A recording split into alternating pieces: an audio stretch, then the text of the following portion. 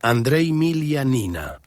Una pequeña gota negra de algo parecido a resina cayó en una de las calles de Chumovka, un asentamiento de tipo urbano ubicado en la región de Kursk. Según el abuelo Kostya, habitual del bar Drunken Bear, esto ocurrió en 1981.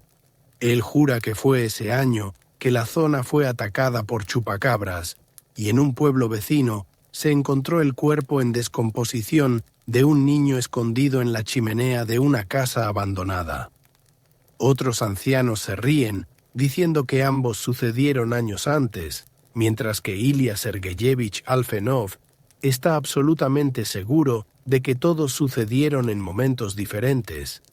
Sin embargo, las historias que cuentan son tan diferentes, como si describieran eventos completamente distintos. Esto no es sorprendente, dado el cóctel de intoxicación cerebral que suponen la cerveza y la esclerosis múltiple. Lo mejor es escuchar esta historia de Ilya Sergeyevich. De todos modos, no encontrarás un narrador sobrio entre los llamados testigos oculares en El oso borracho, y de los que quedan, solo Alfenov realmente tiene algo que decir sobre esos eventos. Abuelo, abuelo, cuéntame sobre tu vecino loco. Se girará perezosamente hacia ti, te mirará con disgusto. Dará un golpe con la mano en la silla de al lado, como si quisiera decirte, siéntate, y murmurará entre dientes grises, aunque para su crédito son sus propios dientes. ¿Conoces las reglas, chico? Todos conocen sus reglas. Mientras el abuelo tenga la boca abierta y huela a podrido, debe beber cerveza. Ilya Sergeyevich considera que contar esta historia es un trabajo por el que debería cobrar. Cabe destacar que es un trabajador mediocre. Su lengua de viejo se mueve tan despacio que durante el relato hay que invitarle a 3, a veces hasta 4, vasos de cerveza. Tose como siempre después del primer sorbo. Así que eso es todo. No voy a mentir, como dirían algunos de ustedes, diciendo que ocurrió en 1981. Así fue, gritará el abuelo Kostya desde algún lugar. Lo recuerdo. No puedes recordarlo, viejo tonto. Y tú como si pudieras. Puedo, vivía en la casa de al lado de la de ella. Y tu hermana y yo solíamos revisar los resortes de sus camas en aquel entonces, sobre todo las tuyas. Así que también recuerdo muchas cosas. Qué tonto, nunca tuve una hermana. Exactamente. Probablemente era tu madre. Y otra vez, un error. Vivía solo en ese entonces. Así que... Espera, ¿por eso mi perro meneó la cola al verte? Tienen este diálogo memorizado, palabra por palabra, incluso las pausas y los suspiros. Pero puedo decir con certeza, continúa, tomando un sorbo de cerveza, que ya tenía más de 30 años. Katia y yo nos divorciamos, y ella se fue con Denis a San Petersburgo, que entonces se llamaba Leningrado, donde un médico, su novio, los esperaba. O mejor dicho, la esperaba con los brazos abiertos. Mi hijo seguramente era una carga para ellos. Denis aún no tenía 2 años. Probablemente ni siquiera me recuerda. Al fin y al cabo, no nos hemos visto desde entonces. Katia no dejó ninguna dirección, nadie a quien llamar. Se podría decir que esa víbora me robó a mi hijo, mi dinero y 8 de los mejores años de mi vida. Sí, chaval, durante 8 años compartí cama con esa súcubo que se escondía tras una cara dulce. Su aspecto era, sin duda, guapísimo, pero su alma era una especie de refugio para criaturas infernales. Me desvivía por trabajar en una granja de cerdos pestilente en Lesnoye para poder mimarla con regalos de mi segundo turno y ahorrar para unas vacaciones. ¿Por qué tienes los ojos tan abiertos?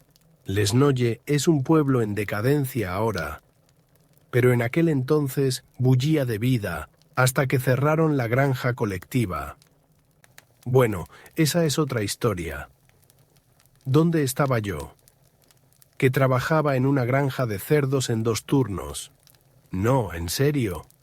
Trabajé un turno allí y luego me esforcé en la fábrica de ladrillos para llevar unos copex extra para la súcubo. Mientras tanto, ella traía hombres a la casa.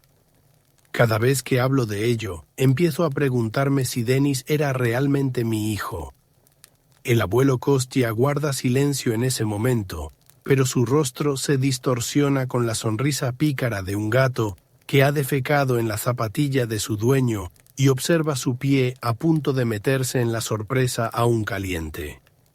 Nadie lo sabe con certeza, pero es posible que haya probado los resortes mencionados con la esposa de Alfenov 1 o 2 veces. Escucha, pero vigila mi vaso para que no me distraiga y no te lo recuerde. Sí, abuelo, por supuesto. Aquí tienes que aceptar que habló de su esposa a propósito solo para conseguir una copa extra. Claro, a veces quieres darle una buena patada en el hígado, pero luego te das cuenta de que es mejor tomar una cerveza. Lo hará sufrir más. Uf, creo que el primero estaba más rico. En fin, en realidad, toda esta historia con Nina empezó a principios de primavera, cuando subió al tejado tras un gatito. Mursik gritaba tan fuerte pidiendo ayuda a su dueña que con las prisas no colocó bien la escalera.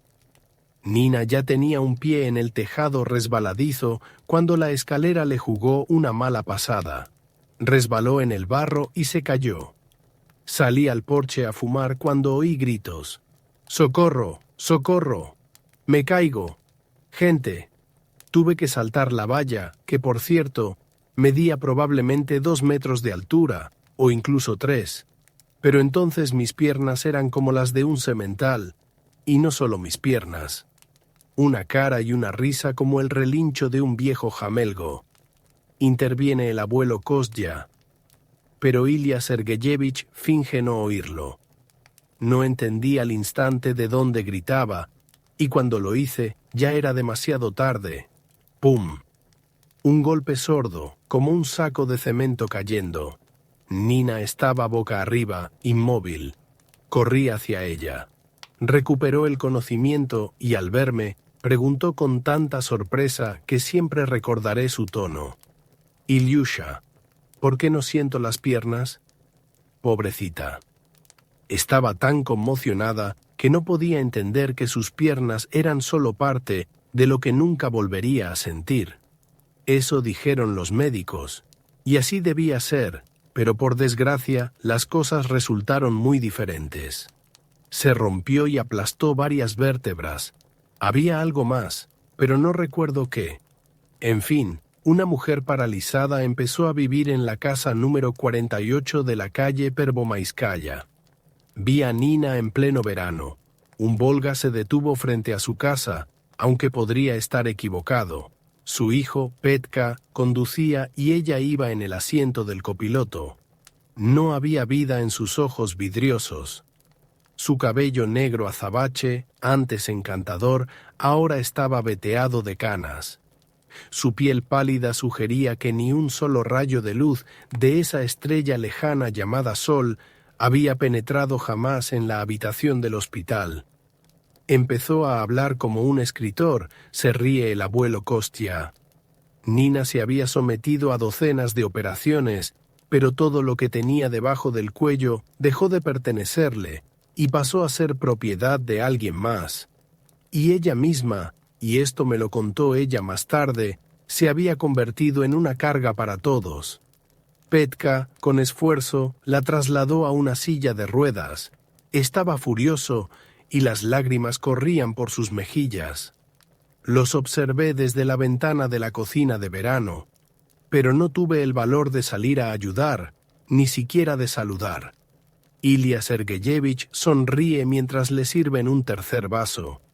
Uno empieza a preguntarse si a este paso se beberá 5 antes de llegar siquiera a la mitad de su relato. Y la cerveza no le sienta precisamente bien a la memoria. Una semana después, regresaba a casa cuando vi a Nina a través de la puerta abierta. Estaba sentada en el porche en una mecedora. Para evitar que la pobrecita se cayera, la enfermera la ataba con 2 cuerdas que cruzaban sobre su aún maravilloso pecho. Estaban tan tensas que se clavaban en aquella belleza. Me acerqué a ella y le dije: «Hola, vecina». Luego la besé en la mejilla. Nina sonrió, conmovida por el gesto. Me agaché y le puse la mano en la rodilla, borrándole así la sonrisa de la cara. ¡Qué idiota! No lo siento, se quejó. Quiero sentirlo, pero no puedo, como si estas no fueran mis piernas. Es como si estuviera atrapada en el cuerpo de otra persona, dejándome solo con la capacidad de mirar, escuchar y hablar. Pasamos casi 1 hora cotilleando. Nina se quejaba de su hijo. Aunque Petka había organizado las cirugías, solo la había visitado 2 veces. Antes de la primera y al recogerla. Incluso después de llevar a su madre de vuelta a su pequeño hogar, Petka contrató a una enfermera al día siguiente y desapareció de vuelta a Moscú, alegando un importante asunto oficial. La enfermera resultó ser una joven llamada Sofía, de apellido judío. No era de aquí. Petka la había traído de Kursk. La niña cocinaba, lavaba la ropa, lavaba a Nina, y cuando hacía falta, le ponía el orinal bajo los pies. En teoría, hacía todo su trabajo. Si lo consideramos simplemente las cláusulas de un contrato redactado a toda prisa. En realidad, las cosas eran distintas. La comida de Sofía era incomible. A veces insípida, a veces demasiado salada. A veces la pimienta casi te echaba humo en la boca. El sabor amargo de la comida quemada era la peor pesadilla y casi todo se quemaba. Lavar la ropa significaba mojar las cosas con agua y luego tenderlas en el jardín. Lavó a Nina solo una vez durante la primera semana.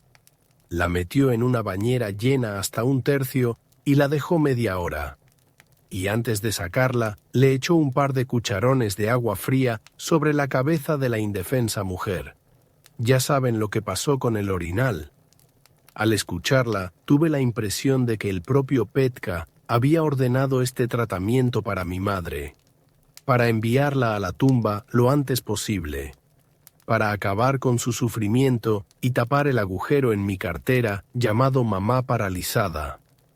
Nina también se quejó de los médicos que le habían embotado más de un bisturí y no habían hecho nada útil. Entonces, de repente, empezó a agradecerme por haber alimentado a Murzik todo este tiempo. Y yo no le había dado ni una migaja a ese cabrón lleno de pulgas. No me gustaba, tenía cara de astuto. Esa clase de gente roba la carne de la mesa en cuanto te das la vuelta. O defeca debajo de la cama. Este fue aún más lejos y le arruinó la vida a su dueña, dejándola inválida. No mencioné que no fui yo el responsable de que Murzik no muriera de hambre. Aunque, si el gato hubiera muerto, quién sabe cómo habría resultado esta historia ahora. O incluso si hubiera muerto. Quizás todo habría salido bien, o quizás habría empeorado. ¿Qué pasa con la cerveza? ¿Te estás atragantando?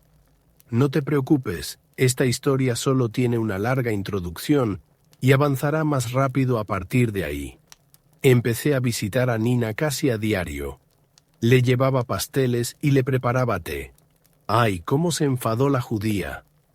Pero se alegraba muchísimo cuando la llevaba a pasear. Un par de veces incluso fuimos al bosque y al río. Y ahora, tal vez deberías pedirme otra cerveza ahora mismo para no tener que interrumpirme más tarde.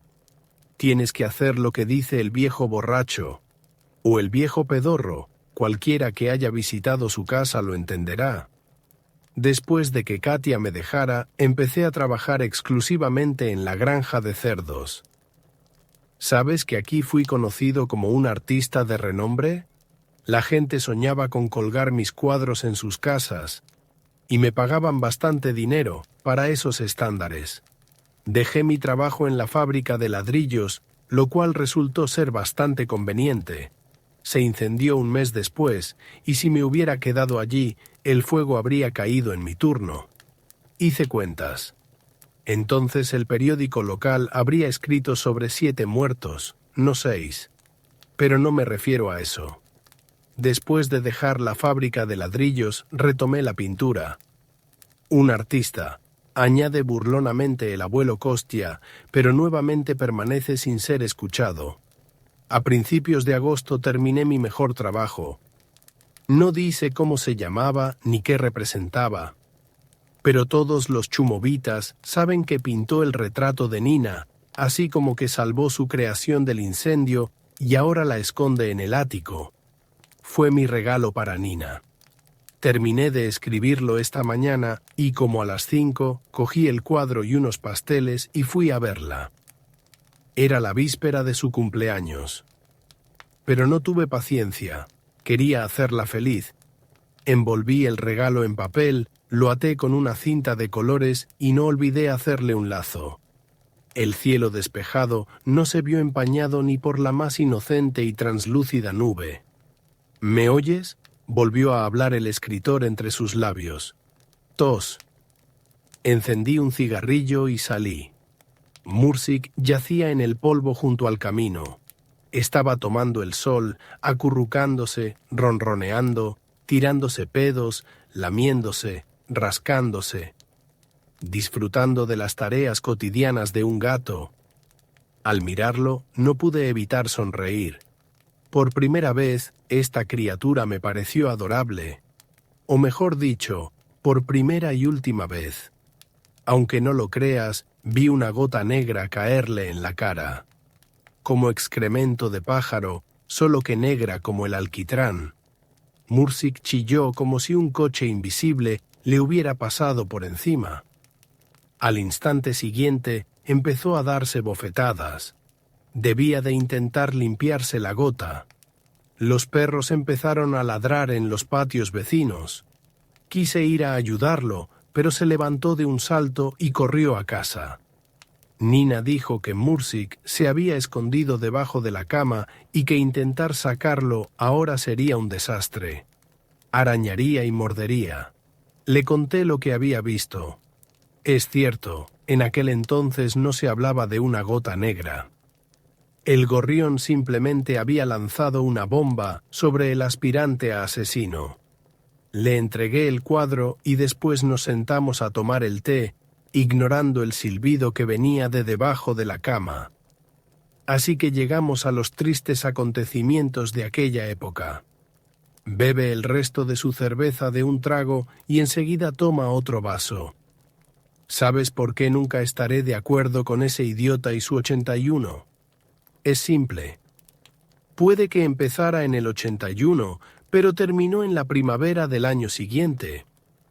Nina me invitó a su fiesta de cumpleaños, pero no pude ir. El lunes es un día duro, lo recuerdo como si fuera ayer, y ya estábamos trabajando hasta altas horas de la noche. Tuvimos que ayudar a vacunar a todos los lechones contra alguna enfermedad.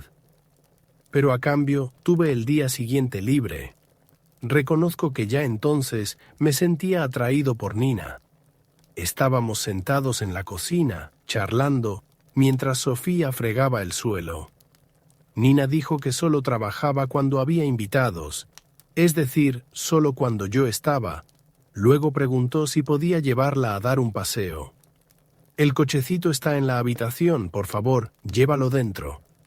Salí de la cocina y me deslicé hacia el dormitorio detrás de Sofía. La silla de ruedas estaba aparcada junto al armario. Resopló con desaprobación, diciendo que acababa de fregar el suelo allí. Luego echó un trapo sobre la fregona y empezó a limpiar debajo de la cama. Quise decirle algo, pero no tuve tiempo. Mursik, muerto y congelado, aterrizó sobre mis pies, tras haberlo desmayado accidentalmente de debajo de la cama. Nunca lo había tenido en brazos, pero puedo decir con seguridad que pesaba mucho menos de lo debido. No sé si el pelo de los gatos se vuelve gris normalmente, pero a Mursik le habían salido mechones de canas y tenía los ojos nublados. En mis brazos no había un gatito de 9 meses, sino un gato de 20 años, del que la muerte finalmente había decidido tener piedad. Qué histérica estaba Nina. Lo lloró durante una semana.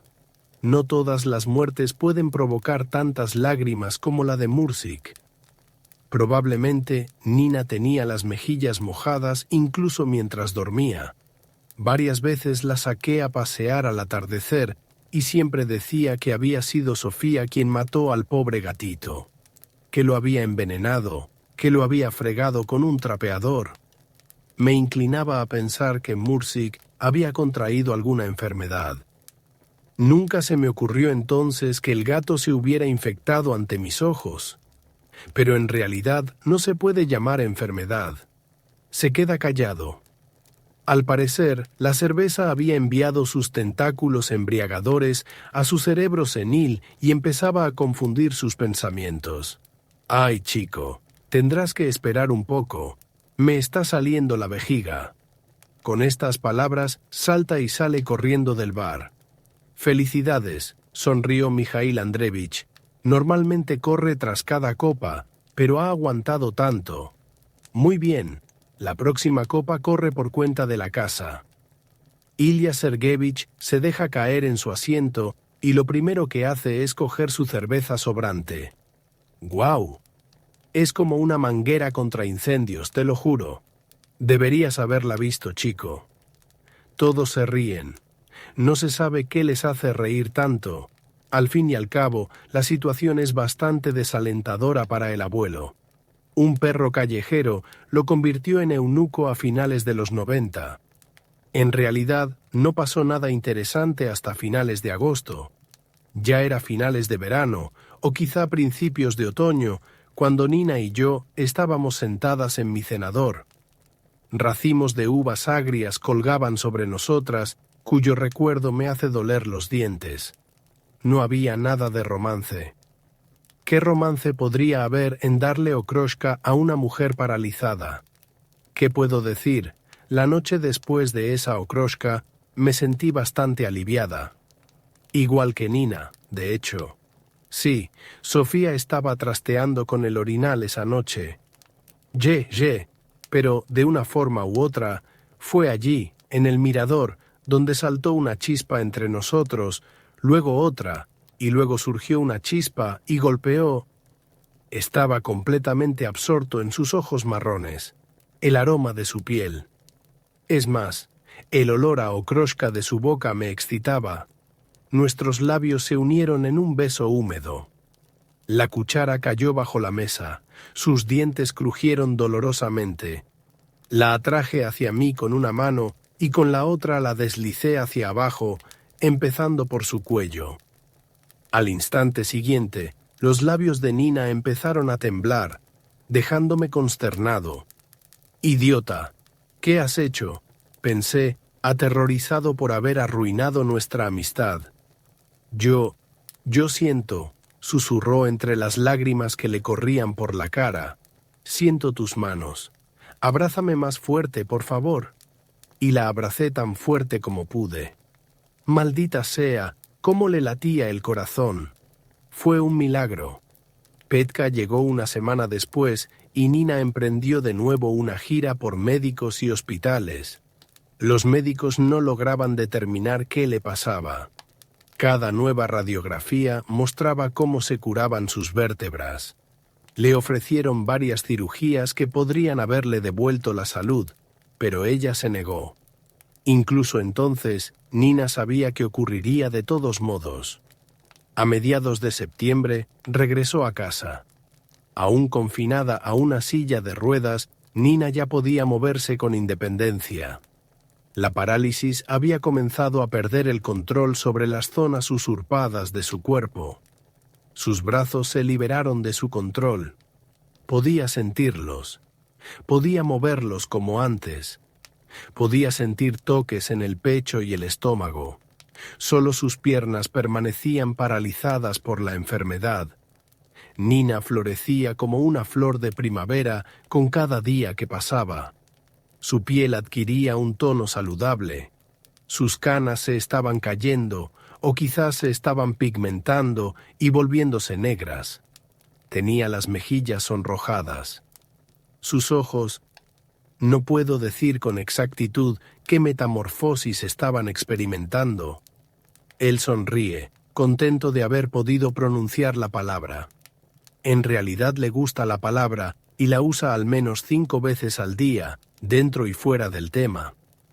Pero su belleza me cautivaba cada vez más cada vez que los miraba. Incluso las arrugas se suavizaron. Petka se fue a finales de septiembre, llevándose a Sofía. La necesidad de una enfermera finalmente desapareció cuando Nina empezó a ir al baño sola. En octubre, Nina se levantó de su silla de ruedas por primera vez y dio un paso vacilante, y en noviembre subí la silla al ático. Nina estaba completamente curada. Además, había cambiado. Parecía 10 o 15 años más joven. Toda Chumovka estaba convencida del milagro de lo sucedido. Algunos incluso hablaron de una intervención divina. Ahora entiendo que estas eran las semillas del mal que brotaban, una gota de la cual cayó sobre Mursik. Hacíamos el amor a diario y los fines de semana apenas nos levantábamos de la cama. Amaba a esa mujer, esa parte de Nina que seguía siendo ella y que no tenía ni idea de que compartía su cuerpo con nadie más. Chico, ¿alguna vez has amado a alguien? ¿Por qué te sonrojas? Ah, la juventud. Solo piensas en emborrachar a una mujer y luego acostarla entre los arbustos. El romance ha muerto. El amor ha muerto. Y pronto moriremos también nosotros, dejando el mundo a tu merced. El amor no es cuando ella cumple todas tus fantasías malsanas y finge disfrutarlo. No, chico. El amor es... Cuando haces todo lo que ella te dice, interviene el abuelo Kostya. Recuerdo que amaba a esta anciana que me hacía luchar. Cállate, idiota, esto no es amor. Y en mi opinión, esto es el amor verdadero. Pues cásate con esa tabla en la que siempre cagas. Bueno, chaval, volvamos a la historia. En invierno, Nina empezó a cambiar. Se estaba volviendo una extraña para mí. En enero, tuvimos nuestra primera discusión. Traje a casa un par de kilos de cerdo. Hace apenas un par de horas, el cerdito andaba correteando con sus hermanos y ahora su carne ya chisporrotea en la sartén. Nina frió la mitad de lo que traje para cenar. Así que nos sentamos a la mesa. Me puso patatas hervidas, chucrut y un par de trozos de carne en el plato. No te imaginas mi sorpresa cuando mordí un trozo y empezó a salir sangre a borbotones. Por fuera, la carne parecía cocida, frita hasta quedar crujiente, pero por dentro estaba cruda como la seda. Se me cayó la mandíbula de golpe y la sangre del cerdo empezó a correrme por la barbilla. Milagrosamente no vomité, y Nina me miró y masticó el mismo trozo crudo, pero con placer. Claro, me dio un ataque. ¿Qué? ¿Les parece una nimiedad? Bueno, quizá para ustedes, los amantes de los chebureki de la estación de tren, sí lo sea, pero los trabajadores de la granja de cerdos saben de los gusanos gigantes.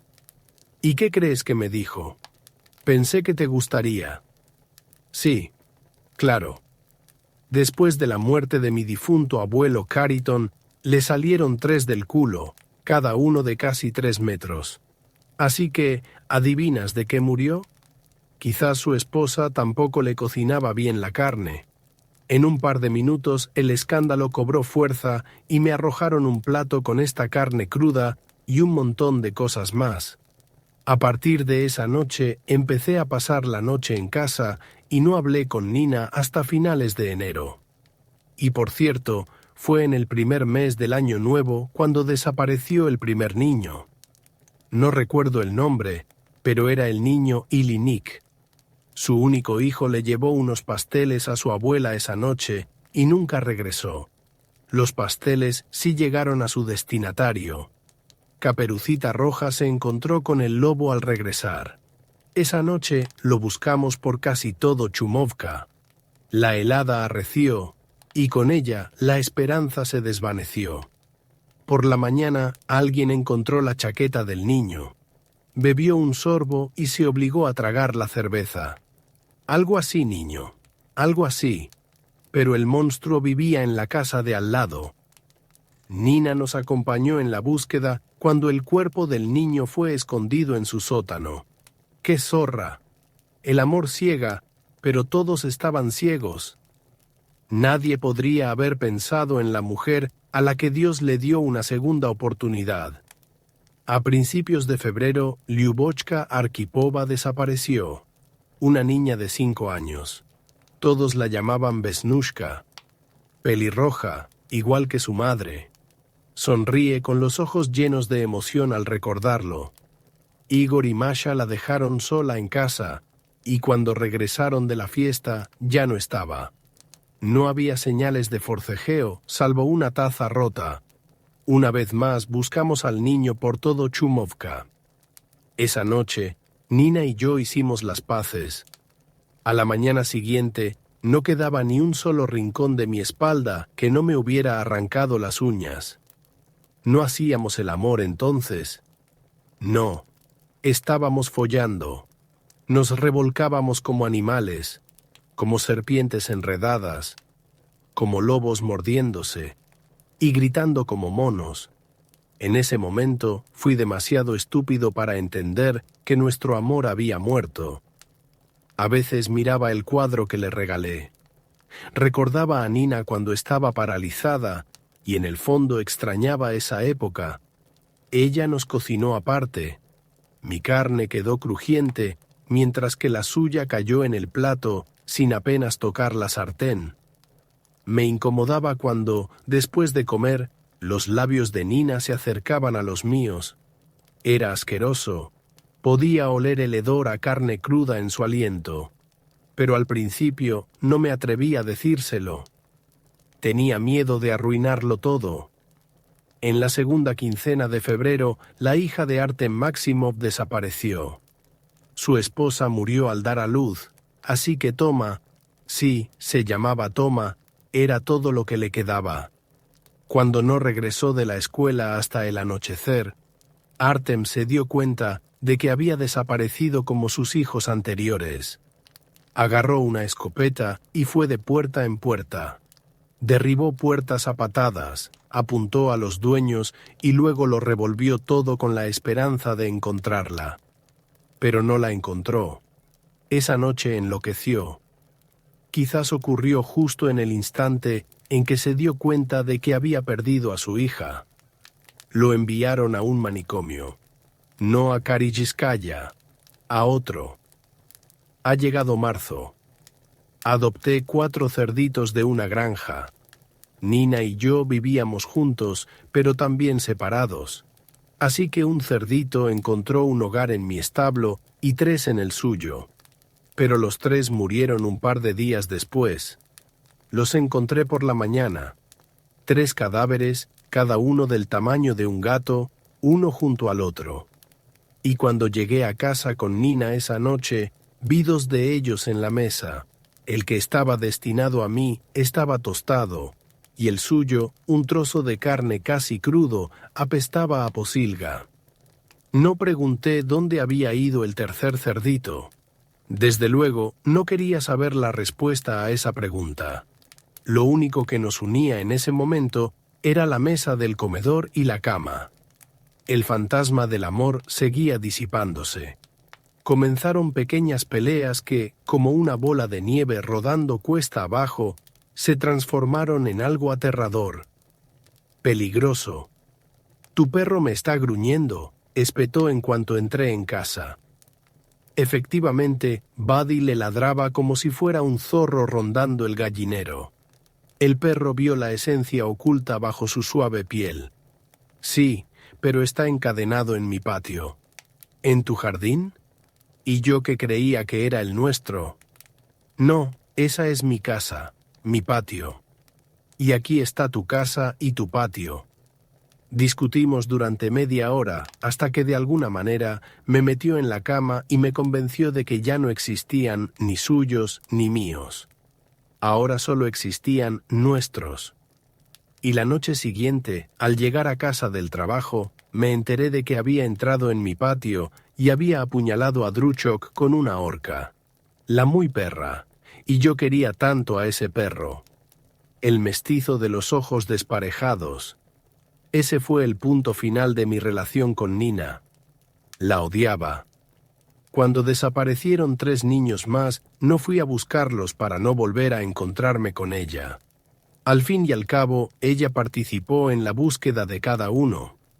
¿Sabes, niña? Probablemente haya una súcubo dentro de cada mujer de este mundo.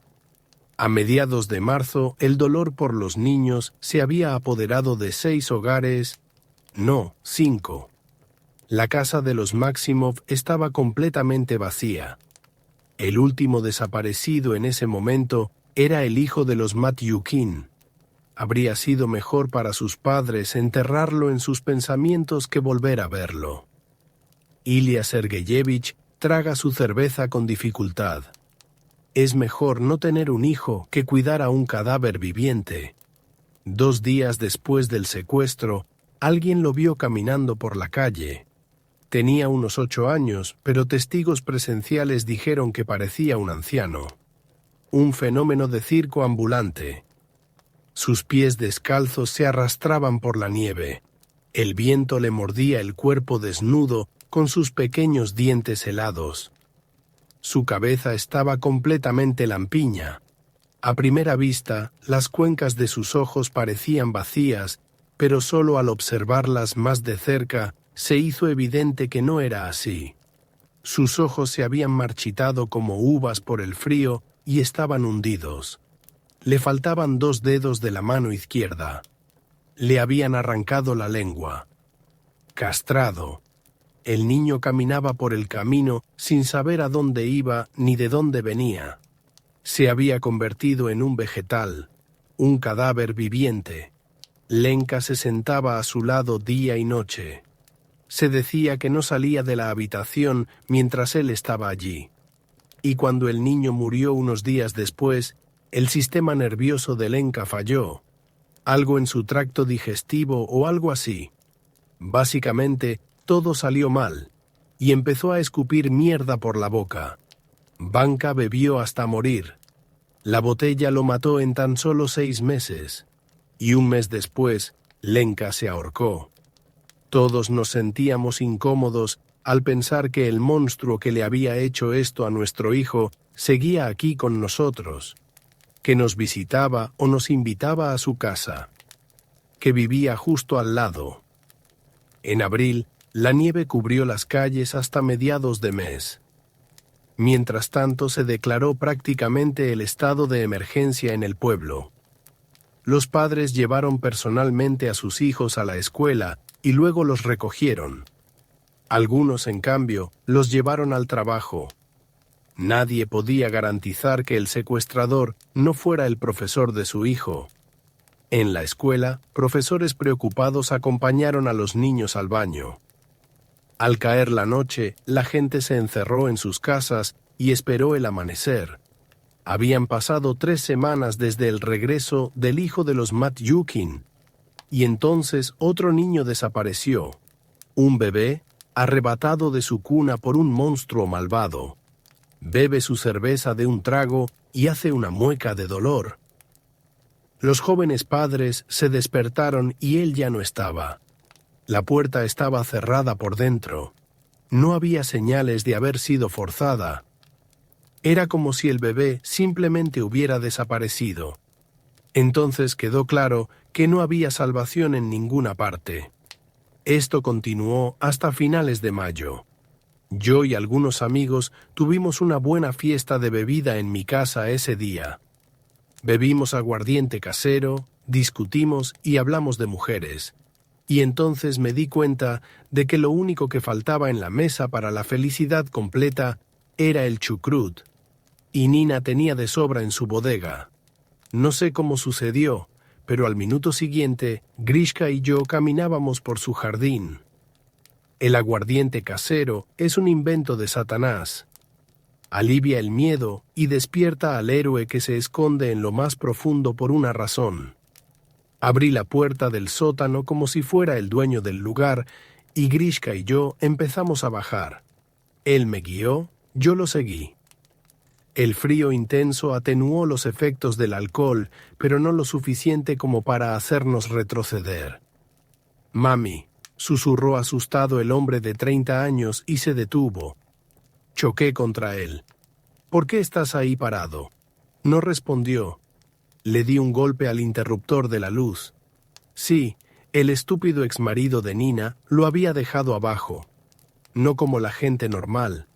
Se encendió la luz del sótano. Solo una bombilla, pero fue suficiente para que Grishka se sintiera mal, y yo... Hace una pausa, con una lágrima rodando por su mejilla, y salí corriendo como un cobarde. Ilya Sergeyevich se da la vuelta y empieza a llorar. Nunca cuenta lo que pasó después, pero no hace falta. Todo el mundo ya lo sabe. Grigori Alexandrovich murió en el sótano, entre los restos de niños. Ilya Sergeyevich contó a sus compañeros de copas lo que había visto. Y pronto una multitud se congregó frente a la casa de Nina. Dicen que Alfenov irrumpió en la casa en llamas y se llevó su retrato, el mismo que había pintado para su cumpleaños. Empezaron a circular especulaciones de que se había caído del techo, se había golpeado la cabeza y finalmente se había vuelto loca por eso. Una mujer loca que robaba niños para comérselos. Pero su trastorno mental no encaja con lo que Ilya Sergeyevich dijo sobre lo que vio en el sótano.